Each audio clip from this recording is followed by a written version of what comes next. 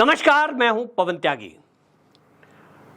आपको याद होगा कुछ दिनों पहले अडानी ग्रुप पर अमेरिका की एक एजेंसी हिंडनबर्ग ने आरोप लगाए थे और आरोप लगाते हुए कहा था कि अडानी ग्रुप ने अनियमित तरीके से शेयरों को खरीद फरोख्त किया है, बैंकों से लोन लिया है, शेयरों में खरीदने में सरकारी एजेंसियों को भारत की सरकार ने दबाव बनाया है, जिसमें LIC और SBI का हवाला दिया था। और इस रिपोर्ट को खुलासा करते हुए यह दावा कर दिया था कि बहुत भारी गड़बड़ी अडानी ग्रुप के वित्तीय लेन देन में की गई है। इस जैसे ही रिपोर्ट का खुलासा होता है उसके तुरंत बाद शेयरों की बिकवाली शुरू हो जाती है, धड़ाधड़ शेयरों के रेट डाउन होने लगते हैं और पूरे देश में जहां जहां अडानी का व्यापार है हड़कंप मच जाता है।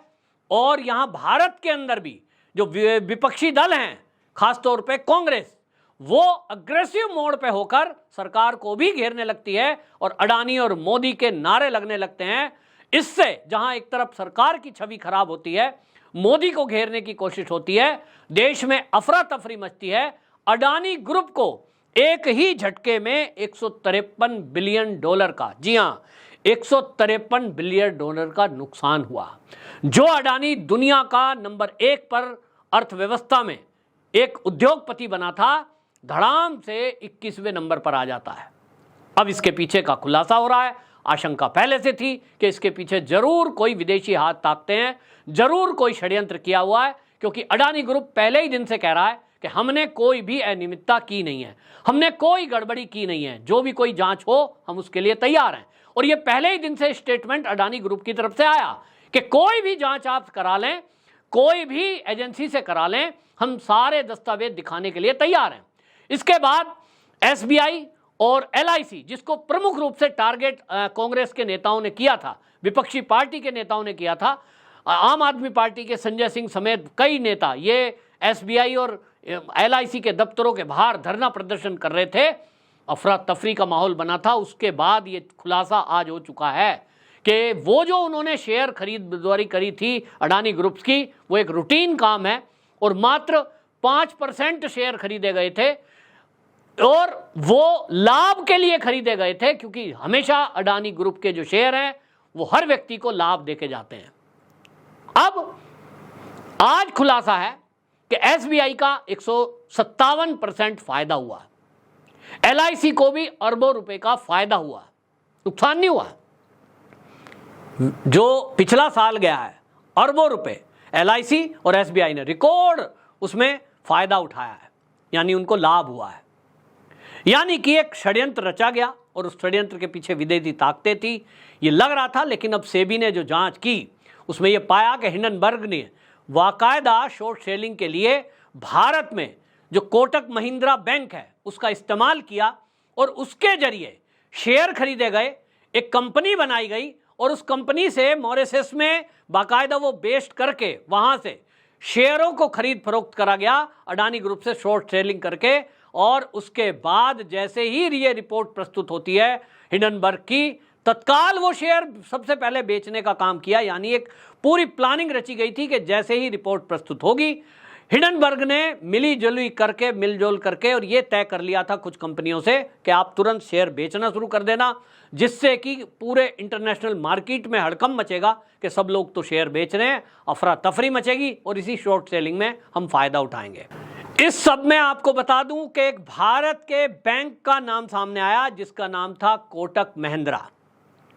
ये कोटक महिंद्रा नाम सामने आता है और ये पता लगता है कि ये जो कोटक महिंद्रा बैंक है, इसके जरिए मॉरिशस में एक वहां पर शॉर्ट सेलिंग के लिए मॉरिशस के रास्ते शेयर में बड़ी पोजीशन बनाई गई और ये सारा अरेंजमेंट किया गया। इसके पीछे एक पूरी प्लानिंग थी। और अब जो खुलासा हो रहा है, सेबी के द्वारा खुलासा हुआ, उसके बाद मामला सुप्रीम कोर्ट में पहुंचा और सुप्रीम कोर्ट में देश के जाने माने वकील महेश जेठमलानी ने जो खुलासा किया है वो चौंकाने वाला है।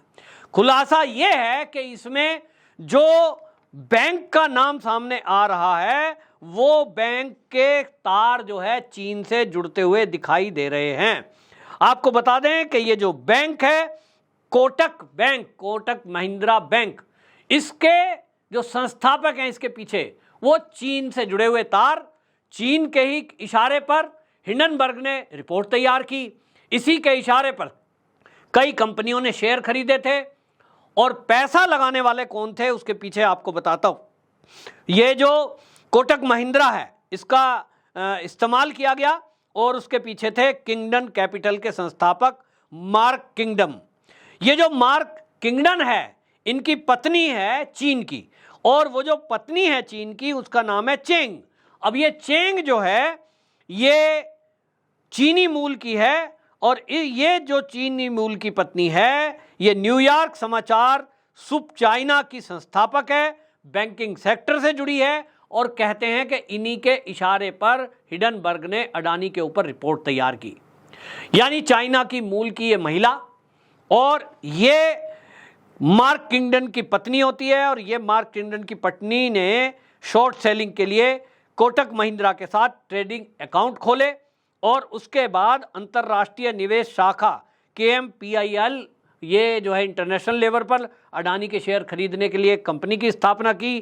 फिर खाते खोलकर कोटक इंडिया अपॉर्चुनिटी इस नाम का एक फंड बनाते हैं, और उस फंड में 40 मिलियन ये कौन देता है? किंगडन देता है। उनके पास क्योंकि पैसे नहीं है, वो तो कहेंगे जी हम क्यों खरीदें, हम क्यों इसमें निवेश करें, हमारा पैसा डूब जाएगा। तो एक ऐसा सौदा तय करते हैं कि पैसा हम लगा रहे हैं, जो भी नफा या नुकसान होगा उसमें 25% हमें आप दे देना, बाकी आपका। तो इनको गारंटी दी गई कि हम एक रिपोर्ट ऐसी ला रहे हैं जिसमें खुलासा होगा, फिर आपको फायदा होगा। 25% की शेयरिंग के आधार पर यह पैसा लगाया गया। 40 मिलियन ये किंगडन ने फंड दिया, और मार्क किंगडन की जो पत्नी है उसके इशारे पर यह सब रचा गया।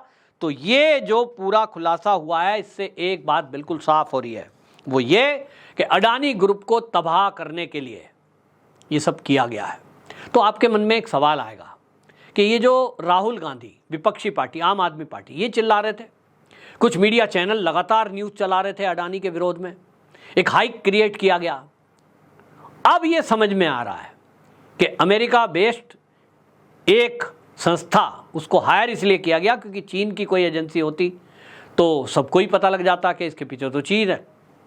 और चीन का कांग्रेस से जो MOU साइन है राहुल गांधी सोनिया गांधी के साथ, फिर ये भी पता लग जाता कि ये तो नेता जो है चीन की भाषा बोल रहे हैं, चीन के इशारे पर काम हो रहा है।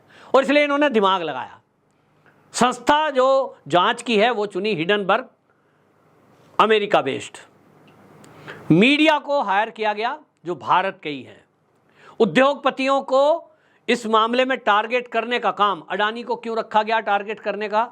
वो इसलिए क्योंकि अडानी ग्रुप एक ऐसा ग्रुप है जो भारत के हित के फैसले करता है, यानी वो सौदे करता है जो भारत के हित के हैं। जैसे कि आपने देखा कि यहाँ जो है, चाहे वो श्रीलंका का पोर्ट हो, चाहे वो इजराइल का पोर्ट हो, जहाँ भी सामरिक महत्व के स्थान हैं वहाँ लगता है कि वो हमारे देश के लिए, भारत के लिए वो सौदा करना जरूरी है। तो सरकार के इशारे पर ही सही, लेकिन वो अरबों रुपया इन्वेस्ट करते हैं इस बात की चिंता किए बिना कि इसमें हमें फ़ायदा होगा या नुकसान, क्योंकि राष्ट्र हित को वो सर्वोपरि रखते हैं। ऐसा हर उद्योगपति नहीं होता। जो भी राष्ट्र हित को सर्वोपरि रखने वाला व्यक्ति है या संस्थान, ये ही चीन के इशारे पर है, ये ही अमेरिका के इशारे पर है। और इसीलिए उनको एक दिक्कत हो रही थी कि ये जो भारत जिसको हमने 200 साल गुलाम बनाया, ये जो ताकतें हैं ये सोच रही हैं कि ये कहाँ से एक मोदी आ गया और उसके नेतृत्व में जो ये देश आगे तरक्की करता जा रहा है, ये 5वीं स्थिति पर पहुँच गया अर्थव्यवस्था में, तो ये आगे बढ़ते जा रहे हैं, इसको कैसे डाउन लाना है? तो डाउन लाने का एक ही तरीका है कि भारत में जो उद्योगपति अपना काम कर रहे हैं, व्यापार कर रहे हैं दुनिया में, उनको डाउन कर दो। अडानी को टारगेट किया गया, और आपको याद होगा अडानी के साथ अंबानी का भी नाम लिया जाता था, लेकिन फिर धीरे धीरे अंबानी नाम हट गया और अडानी नाम टारगेट पर रहा। मोदी से जोड़ते रहे उस नाम को, और हमेशा हमले किए गए इस बात पर। आप देखिए कि प्लानिंग के साथ इसमें राजनीतिक दल भी कूदे। तो अब ये भी जांच का विषय है कि जिन राजनीतिक दलों के नेताओं ने इस हिंडनबर्ग की रिपोर्ट को लेकर संसद की कार्रवाई नहीं चलने दी, सड़क पर प्रदर्शन किए, SBI और LIC पर सवाल उठाकर अराजकता पैदा करने की कोशिश की, इनकी भी क्या नेताओं की जांच अब जरूरी है?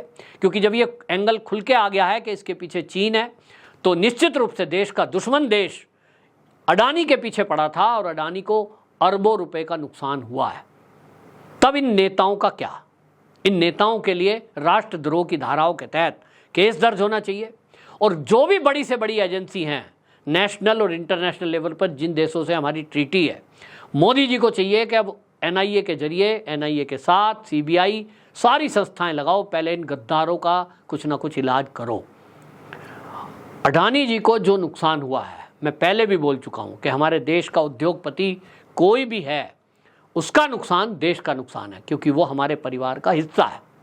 ये जो षड्यंत्र करने वाले हैं, आप ये देखिए कि कोटक बैंक जो है, कोटक महिंद्रा बैंक, इसकी भी अब मैं तो कहता हूं इसको तत्काल इनके अधिकारियों ने जो चैट की है, जो सबूत मिले इसके आधार पर, इस पर भी जांच तेज करी जाए और जो भी इसमें दोषी हैं सबसे पहले उनको जेल में डाला जाए।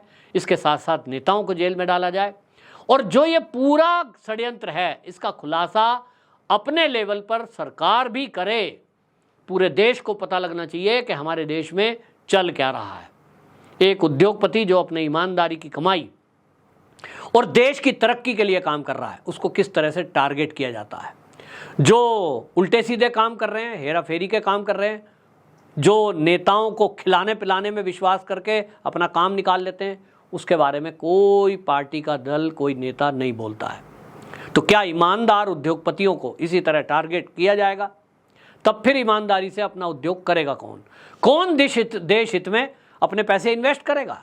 फिर सोचेगा भाड़ में जाए, मुझे जहां ज्यादा फायदा और श्योर शॉर्ट फायदा है उस काम को करूं। तो ये बहुत ही देश के खिलाफ षड्यंत्र है, देश के उद्योगपतियों के खिलाफ षड्यंत्र है। अब इस खुलासे के बाद अब ऐसा दिखाई दे रहा है कि अब इसके षड्यंत्र करने वाले जो देश के अंदर बैठे हुए गद्दार हैं, उनके ऊपर भी जल्दी खुलासा होगा। आपकी क्या राय है? कमेंट बॉक्स में जरूर बताएं। वंदे मातरम।